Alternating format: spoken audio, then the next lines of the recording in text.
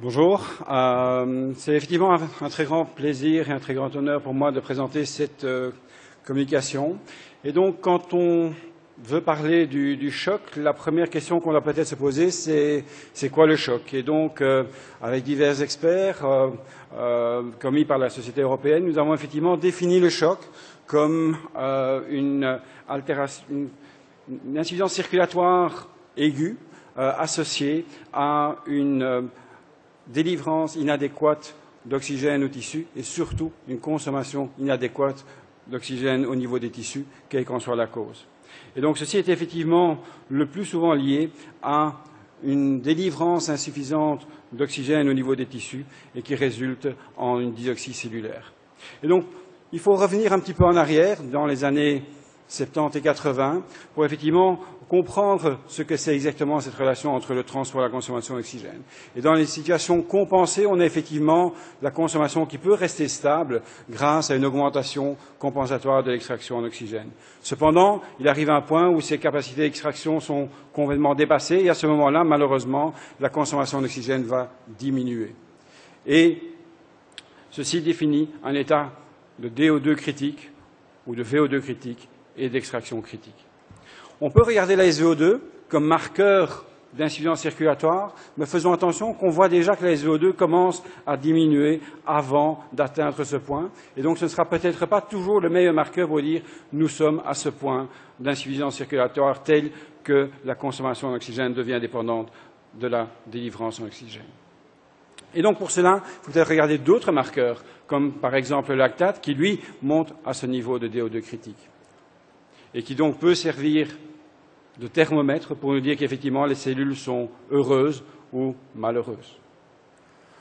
Et donc on a vraiment cet aspect complémentaire de la SVO2 qui évalue la balance entre la délivrance en oxygène et la consommation en oxygène, et le lactate qui évalue l'adéquation entre la consommation actuelle en oxygène et les besoins réels en oxygène des divers tissus. Mais il y a d'autres marqueurs que l'on peut aussi regarder. Et au laboratoire, nous avions, il est au tempore, montré effectivement que le gradient véno-artériel en PCO2 monte de manière abrupte exactement au même moment de cette DO2 critique. Et donc, quand on veut évaluer au lit du malade la relation VO2-DO2, on peut faire ces relations complexes comme on l'avait fait dans les années 80 et 90, mais c'est effectivement extrêmement complexe, en plus d'être parfois soumis à certaines erreurs. Et donc on a changé, et plus récemment, on a trois grands indicateurs qui nous permettent d'arriver à ce diagnostic, qui est d'une part la SVO2, mais également le lactate et ce gradient véno-artériel en CO2. Et donc c'est pour cela que dans divers articles de revue, lorsqu'on parle de management du choc, le lactate vient très haut. Très haut pour identifier les patients qui vont être en insuffisance circulatoire et qui peuvent bénéficier de nos diverses interventions. Et de très nombreuses études, et celle-ci en particulier, qui nous montrent près de 30 000 patients inclus dans la Surviving Sepsis Campaign, qui nous montrent qu'effectivement, on a une augmentation progressive et linéaire quasiment du risque de décès avec une augmentation du taux de lactate. Vous voyez d'emblée que ce n'est pas les sacro-saints 4 de lactate qu'il faut regarder, parce que déjà avec des taux intermédiaires de lactate, on a déjà une augmentation marquée du décès, et donc il est temps de réagir bien avant d'arriver à ce taux de 4. On fait souvent la critique que le lactate peut être dû à diverses choses et pas uniquement à une hypoxie cellulaire, et le point est bien pris.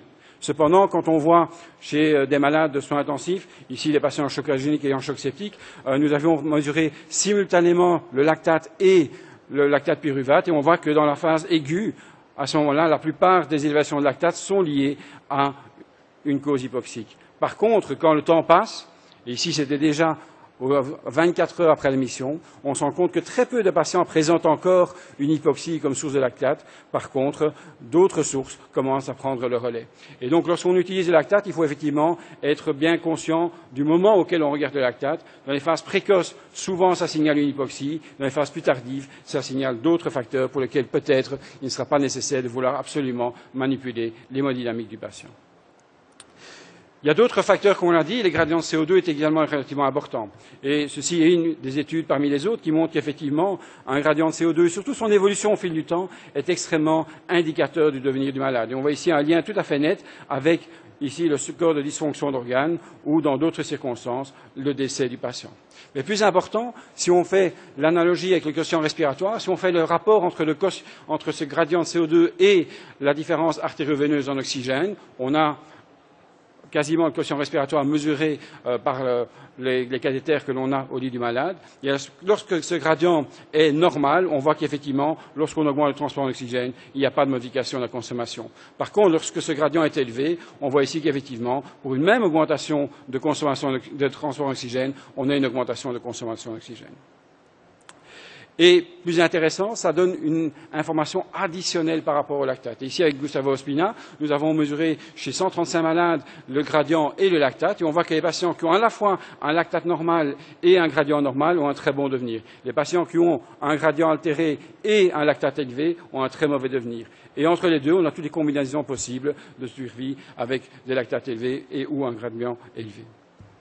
Et donc, dans un papier qui va être publié dans quelques semaines dans Intensive Care Medicine, on a effectivement résumé un petit peu la manière dont on peut approcher ces gradients. Et ce qui est intéressant de voir, c'est que ce gradient, lorsqu'il est normal, ça signifie tout simplement que la perfusion est normale et probablement le métabolisme aussi. Par contre, lorsque ce gradient est élevé, avant toute chose, ça suggère une altération de la perfusion.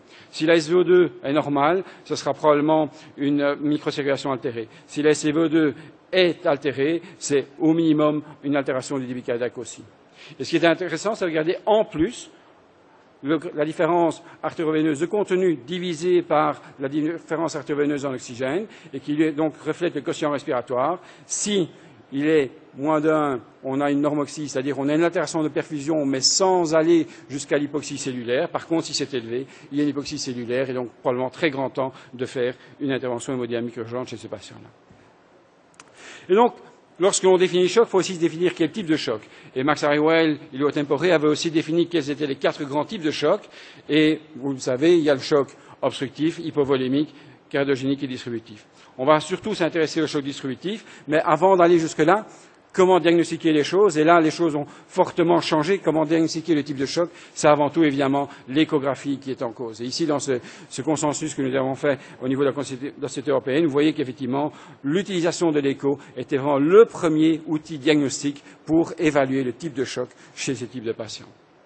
Et donc, l'échographie revient très très haut, permettant effectivement de faire la séparation entre les 4 grands types de chocs.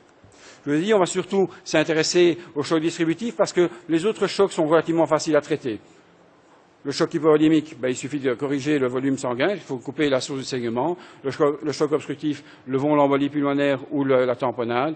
Le choc cardiogénique, tentons d'améliorer la fonction cardiaque. Mais pour le choc distributif, les choses sont beaucoup plus compliquées, parce qu'il n'y a pas seulement un problème. Il n'y a pas seulement un problème parce qu'effectivement, l'altération de perfusion tissulaire peut être due à plusieurs facteurs. Il y a d'une part, bien évidemment, la diminution du tonus vasculaire qui va altérer la répartition du sang au niveau des différents organes. D'autre part, il y a une dépression myocardique qui va jouer un rôle extrêmement important. Il y a une altération de la perfusion régionale. La répartition du sang entre les différents organes va être fortement altérée. Et enfin, les altérations de la perfusion microcirculatoire qui sont également extrêmement importantes.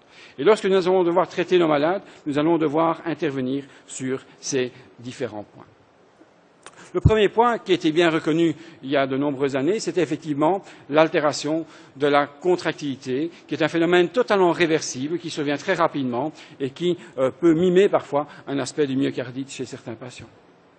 D'autre part, l'altération de la perfusion régionale, avec, comme vous le voyez ici, le gradient entre la saturation veineuse hépatique et la saturation veineuse mêlée, qui est augmenté dans les sepsis, signant une désaturation préférentielle dans le territoire splanchnique. Et celle-ci a été montrée par de nombreux auteurs, y compris nous-mêmes, en faisant des cathétérismes au niveau de la veine sushépatique, chose qui est peut-être plus compliquée à faire actuellement, mais qui avait été faite dans les années 80 et 90 de manière assez répétée. peut-être plus intéressant que simplement montrer qu'il y a cette altération de saturation. On peut se rendre compte que les patients qui présentent cette altération de saturation au niveau hépatosplanchnique ont aussi un phénomène de dépendance de consommation d'oxygène sur le transport d'oxygène, ce qui n'est pas observé chez les patients qui n'ont pas cette désaturation. Vous voyez que pour la même augmentation de transport d'oxygène au niveau splanchnique, on a ces patients qui vont ici augmenter leur consommation d'oxygène. Donc ces patients-là ont probablement besoin d'une certaine intervention hémodynamique qui n'est probablement pas du tout nécessaire chez les autres. Et enfin, il ne faut pas oublier l'aspect intestinal. Et au niveau intestinal, vous voyez effectivement ici ces villosités chez un patient en choc septique qui, malgré tout, sont relativement heureuses. On voit une belle forme de villosité, on voit une perfusion tout à fait adéquate au niveau de ces villosités. Par contre, chez ces patients-ci, vous voyez que c'était une autre iléostomie, mais ce patient-ci, il a une atrophie de ces villosités. On voit aussi que la perfusion de ces petits globules rouges est extrêmement altérée. Et donc, ce patient-là a probablement une souffrance intestinale extrêmement marquée. Et ceci a d'ailleurs été illustré par diverses techniques où on a pu voir qu'effectivement, la saturation en oxygène ici peut parfois atteindre des niveaux extrêmement bas, avec des saturations de moins de 20% dans certaines zones de l'intestin chez les patients en choc septique. Une autre circulation qui est altérée et que nous négligeons parfois, c'est la circulation cérébrale. Et effectivement, comme vous voyez dans cette étude-ci, il existe une covariance entre la perfusion cérébrale évaluée par un Doppler transcrânien et la pression artérielle, et ceci, comme vous le voyez, pour des niveaux de pression artérielle relativement élevés. Et ça, c'est inquiétant parce que lorsque nous allons évaluer quel est le niveau de pression artérielle que nous allons donner à notre patient, parfois nous allons nous tromper et mettre des niveaux relativement bas qui vont peut-être être associés à une hypoperfusion au niveau cérébral.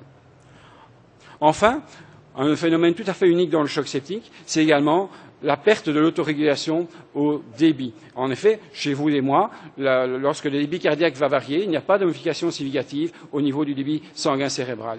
Par contre, chez les patients en choc septique, nous avons montré avec Jacques Béret et Christian Melot dans les années 90 qu'effectivement, lorsque l'on donne de la dobutamine, on augmente la circulation cérébrale chez ces patients. Et enfin, pour terminer, il ne faut pas négliger la microcirculation. Ceci est une image de microcirculation chez un patient involontaire et on voit qu'effectivement, on a des vénules, on a des capillaires et on a un réseau assez riche de vaisseaux ici bien perfusés tous. Par contre, dans le choc septique, on voit qu'effectivement, les vénules sont toujours très très bien perfusées. On a certains capillaires ici, comme ceux-ci, qui sont très très bien perfusés et on a une zone très bien perfusée ici. Mais vous voyez juste ici à côté, on voit ces petits globules rouges qui ne bougent pas du tout et donc cette zone ici n'est pas perfusée pendant un temps non négligeable. Et donc, en chiffres, nous avions montré qu'effectivement, il y a une diminution de la densité vasculaire, mais plus important, une diminution de la proportion des capillaires perfusés qui contribuent aux échanges en oxygène au niveau de la microcirculation. Et ceci, même si le débit cardiaque total était préservé, même si la pression artérielle était préservée. Et l'hétérogénéité au niveau de la microcirculation est un phénomène extrêmement important. Et depuis notre publication Princeps en 2002, vous voyez que de très nombreux auteurs ont montré exactement les mêmes altérations, et donc toujours cette diminution de densité vasculaire, diminution de perfusion de capillaires et une hétérogénéité entre les diverses zones. C'est malheureusement lié au devenir du malade, et on voit que plus sévères sont ces altérations, plus grand est le risque de décès chez ces patients. Mais peut-être plus important, il faut regarder quels sont exactement les facteurs qui vont contribuer à ce mauvais devenir. Et dans cette étude, bien que limitée en nombre de patients, elle est extrêmement intéressante, qui nous montre qu'effectivement, la diminution de la densité capillaire perfusée est associée au mauvais devenir, la diminution de la perfusion des capillaires également, l'augmentation de l'hétérogénéité l'est aussi, mais par contre, la vélocité à laquelle les globules rouges vont circuler dans les capillaires qui sont déjà perfusés n'est pas différente entre les survivants et les non-survivants. Et donc on passe du paradigme convectif où on va essayer d'augmenter la perfusion en augmentant le débit cardiaque, etc., à un phénomène diffusif où il faut recruter des vaisseaux plutôt qu'augmenter la vélocité des globules rouges qui circulent dans ces vaisseaux.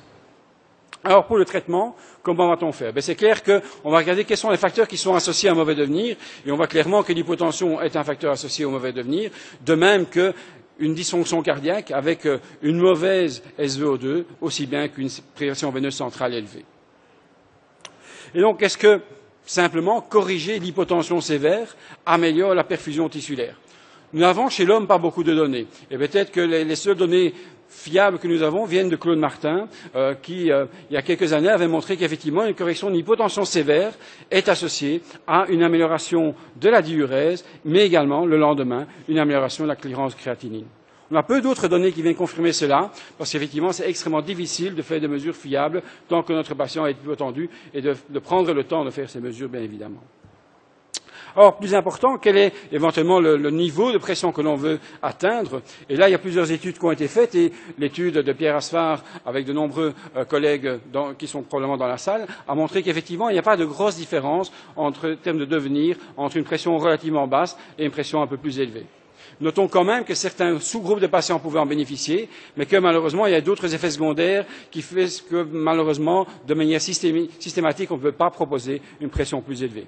Mais peut-être qu'une individualisation de la pression, comme proposée par Jacques Duranteau et son équipe, ici au niveau rénal, permettrait effectivement de dire que certains patients, comme celui-ci, ont probablement besoin de pression artérielle plus élevée, tandis que ces patients-ci, probablement, il vaut mieux s'arrêter à une pression relativement plus basse.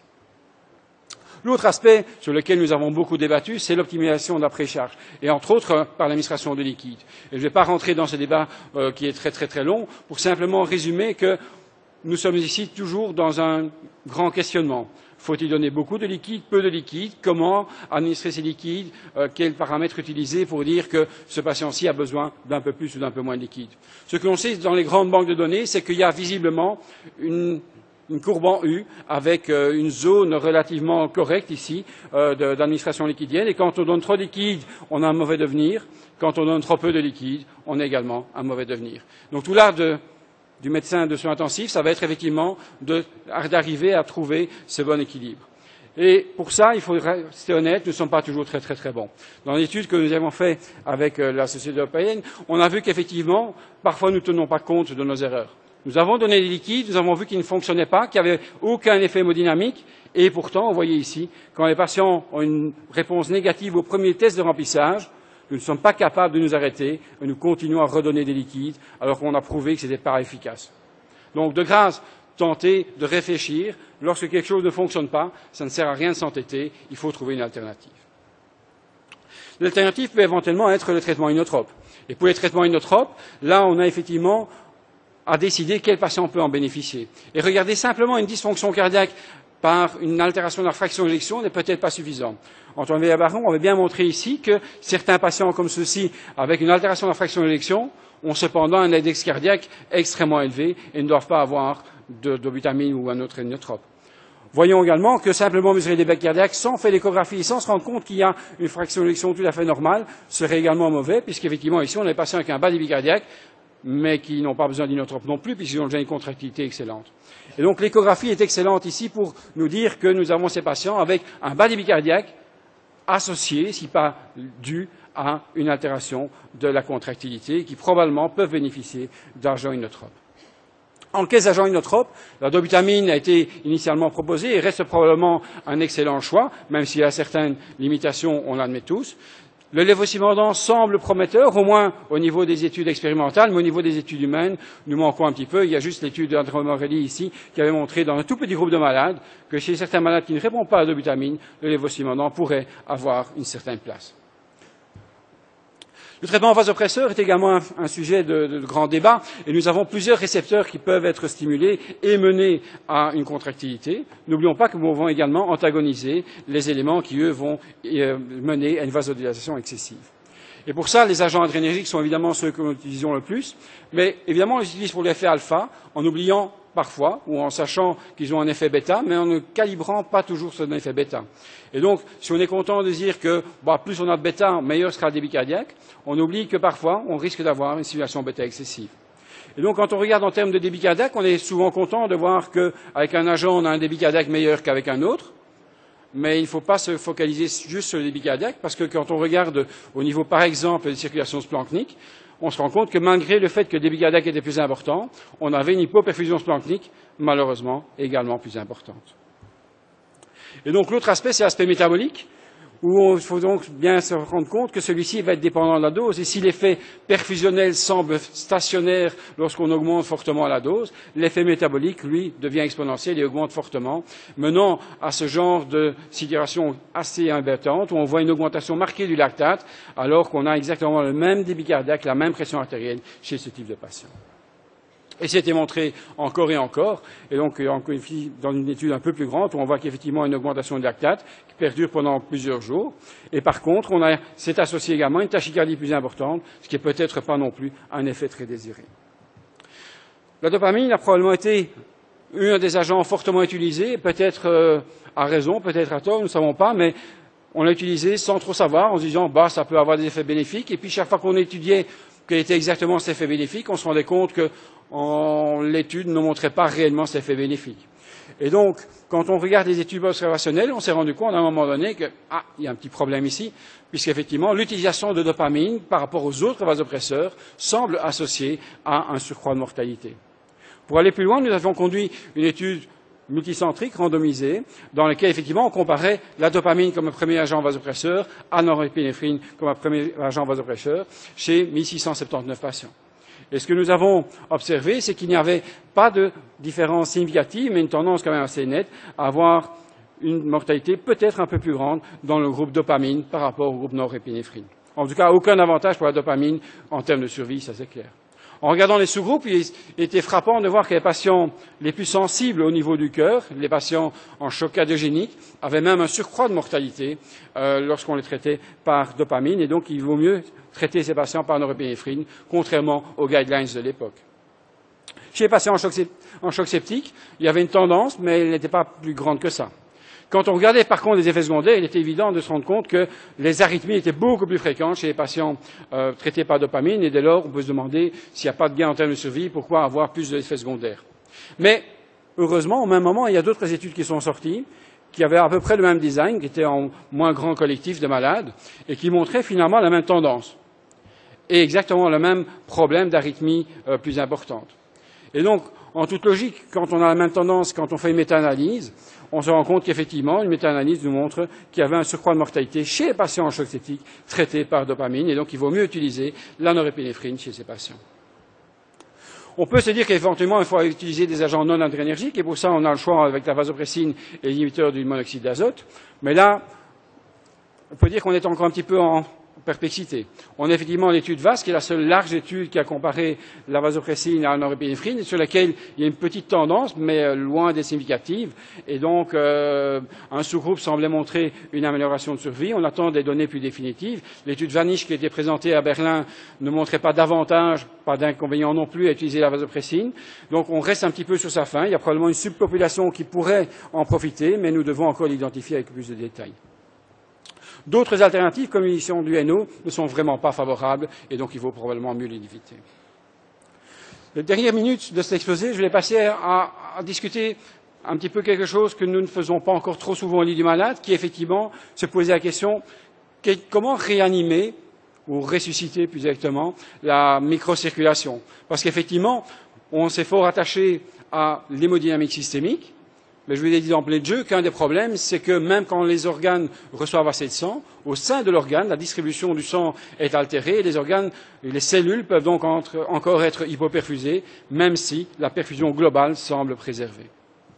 Et donc, là, on rentre dans un paradigme, encore une fois, qui est extrêmement important, puisqu'on ne va plus parler d'aspects convectifs, mais beaucoup plus d'aspects diffusifs. Et donc, est-ce que les thérapies que nous appliquons sont capables de recruter la microcirculation ? Et donc, regardons par exemple quel pourrait être l'effet des perfusions liquidiennes chez ce genre de malades. Et donc là, nous avions, encore une fois avec Gustavo Ospina, regardé quel était l'effet des perfusions liquidiennes sur la microcirculation sublinguale. Et ce que nous avions observé était assez intéressant. C'est qu'effectivement, de manière globale, il y avait une augmentation de la perfusion microcirculatoire sous la langue. On voyait qu'effectivement, il y avait une augmentation ici chez ces patients-là, mais ça ne se marquait que dans les phases précoces, dans les 24 heures, et les 9 dixièmes des patients avaient été inclus dans les 12 heures de la présentation du choc. Par contre, lorsqu'on faisait les mêmes réanimations liquidiennes, mais après 48 heures, on ne voyait plus d'effet chez ces patients. Et donc, cet effet semble limité au fil du temps. Un autre aspect extrêmement important, cette pierre au moulin a été additionnée par Jacques Duranteau et son équipe, qui a montré qu'effectivement, on peut avoir aussi un effet qui est peut-être saturable. Lorsqu'on donne une première quantité de liquide, on a une amélioration en microcirculation. Lorsqu'on donne une deuxième quantité de liquide ici, on voit qu'il n'y a plus de modification significative de la microcirculation, même si le débit cardiaque augmente encore chez ces patients. Et donc là, il y a visiblement une certaine quantité minimale pour réouvrir la microcirculation, mais après ça, ce ne sont plus les liquides qui vont faire l'effet, il faut trouver d'autres alternatives. Cependant, il ne faut pas se priver de donner des liquides, parce qu'effectivement, on voit que lorsque la microcirculation s'améliore, sous l'impact des perfusions liquidiennes, on a le lendemain une amélioration du score de dysfonction d'organes. Et donc clairement, c'est un très très bon indice d'une efficacité de notre réanimation liquidienne. Au contraire, lorsqu'on n'a pas d'amélioration de la microcirculation, il n'y a pas non plus d'amélioration de la perfusion, de la dysfonction d'organes le lendemain. On peut se dire que peut-être que des liquides plus nobles, comme les transfusions de globules rouges, pourraient avoir un effet, mais là aussi, un effet extrêmement nul quand on voit effectivement de manière globale, mais peut-être de manière individuelle, les choses sont un peu différentes, parce que clairement, les patients qui avaient une microcirculation relativement normale en bénéficiaient. Mais le corollaire était les patients qui avaient une microcirculation presque normale ici, par contre, avaient un effet complètement délétère de transfusion, et donc il faut donner qu'aux patients qui ont une altération marquée de la microcirculation. Les agents vasoactifs, au laboratoire, ont souvent un effet assez favorable. La dobutamine peut améliorer la perfusion. Chez l'homme, on a un effet aussi, mais comme vous voyez, c'est un effet extrêmement variable, qui peut pas être prédit par les modifications de débit cardiaque, mais qui, par contre, sont heureusement associés aux modifications de lactate. Et donc, si vous donnez la dobutamine, que vous voyez une diminution de lactate, c'est probablement qu'effectivement, vous êtes dans le bon. S'il n'y a pas de diminution de lactate, c'est peut-être pas la peine de continuer dans cette ligne-là. Les agents vasopresseurs sont évidemment utilisés pour corriger la pression artérielle, mais il faut faire attention parce qu'ils vasoconstrictent également potentiellement la microcirculation. Et donc, quand on regarde au niveau d'un sepsis normotendu, on a un effet clairement délétère de tous les vasopresseurs. Par contre, lorsque l'on veut corriger une hypotension sévère, comme dans cette étude expérimentale-ci, on voit qu'effectivement, on a une amélioration à ce moment-là de la microcirculation, aussi bien par norépinéphrine que par vasopressin. Et pour terminer, il faut évidemment discuter l'impact des agents vasodilatateurs, puisqu'effectivement, quand on applique localement un agent vasodilatateur, on voit qu'on a une amélioration de la microcirculation. Quand on applique de manière systémique ici la nitroglycérine, on voit qu'on a une certaine amélioration, mais c'était une petite collectif de 8 malades et il donnait en même temps une grande quantité de liquide. Dans une étude un peu plus grande, randomisée, il n'y a pas eu d'effet bien significatif, et donc on peut se demander si c'est vraiment l'agent de choix, d'autant plus que probablement il n'est pas très très sélectif. Et donc, il faut probablement plutôt viser à moduler la fonction endothéliale. Et pour cela, je pense qu'une des clés, c'est probablement de regarder à la hénosynthase endothéliale. En effet, dans une situation normale, lorsqu'elle est couplée, en présence d'oxygène et d'arginine, on produit d'une part l'acétylcholine, mais surtout du monoxyde d'azote qui va être vasodilatateur. Quand, par contre, comme ça existe dans le sepsis, elle est découplée, même si l'arginine est présente et même si l'oxygène est présent, cette enzyme ne va plus fabriquer du NO. Et par contre, elle va fabriquer plein de radicaux libres, et en particulier peroxynitrique, qui peut être toxique au niveau de la cellule endothéliale, mais également au niveau du tissu environnement. Et donc peut-être qu'en restaurant l'activité, le couplage de cette hénosynthase, on pourrait éventuellement améliorer les choses. Et nous avons testé cette hypothèse au laboratoire, où effectivement, en donnant la tétrahydrobioptérine, qui est ce cofacteur de cette hénosynthase, on a pu montrer qu'on améliorait très fortement la microcirculation de ces animaux. De manière plus intéressante encore, on diminuait l'hétérogénéité de la microcirculation, c'est-à-dire qu'on homogénéisait la microcirculation, ce qui était extrêmement important, et c'était associé à une meilleure fonction d'organes et un meilleur devenir de ces animaux. Donc ça mérite évidemment d'aller plus loin et de faire des études probablement chez l'homme, parce qu'il y a probablement peut-être des effets au long cours qui ne doivent pas être négligés, mais c'est en tout cas une voie d'avenir extrêmement prometteuse. Et donc, pour terminer, quand on parle de réanimation du choc, il faut évidemment toujours penser qu'il y a différentes phases dans cette réanimation. La toute première phase, on fait le sauve qui peut, on essaie de maintenir vaguement une pression artérielle comme il faut, et puis on ne va pas beaucoup plus loin. Et puis la phase suivante, qui est peut-être la plus importante pour nous réanimateurs, c'est la phase d'optimalisation, dans laquelle effectivement on va tenter d'optimaliser la perfusion tissulaire. Mais n'oublions pas qu'une fois cette phase aiguë passée, nous devons bouger vers une phase d'abord de stabilisation et puis ensuite de désescalade dans laquelle nous allons minimiser les complications et tenter le plus rapidement de sevrer les catécholamines et également d'obtenir une balance hydrique négative à ce moment-là. Et avec cela, on a fait, je pense, au fil du temps, beaucoup d'améliorations dans le traitement de nos patients en choc. Je pense qu'il y a encore beaucoup de choses à faire, mais malgré tout, je pense que la recherche au lit du malade reste extrêmement importante pour tenter d'améliorer les choses dans ce contexte-là. Avec ceci, je vous remercie.